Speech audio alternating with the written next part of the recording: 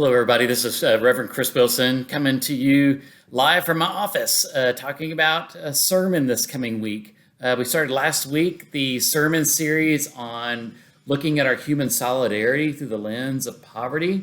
And last week I explored why even care about those that are poor. And this week the theme is discovering God through the poor. One of the things we'll look at in our scripture text this week, which comes from the book of Exodus, is a reimagining of relationship, of covenant with God and each other. And one of the things that comes out in Exodus is how we treat one another, how we care for one another, how we understand one another relationally. One of the things that we discover over and over again in our society is how contractual our relationships are outside of our family. We are a litigious society. We kind of sign on all the dotted lines. We want to make sure we cover ourselves in whatever things that we do and the contracts and things we do and the things we're involved in.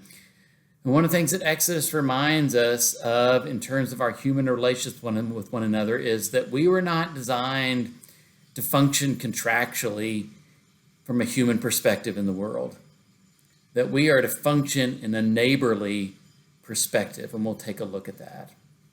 Discovering God through the poor, one of the things that I'm often reminded of when I think about poverty is I think of liberation theology. Gustavo Gutierrez talks a lot in his writings about the preferential option for the poor, siding with the poor, doing work for the poor. We see that in the Poor People's Campaign with William Barber and the work that he's doing in our country. One of the things we discover is that we don't have the market of a better life.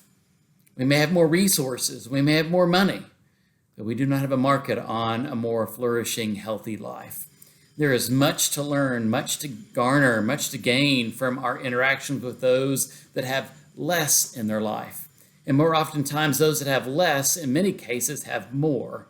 And so this Sunday, we will explore that how we engage in relationships with other people, the approach that we take, is actually a discovery of God in the process as we do that. So I hope you'll join us on Sunday as we look at our second week of our human solidarity through the lens of poverty. Hope to see you then. Thanks.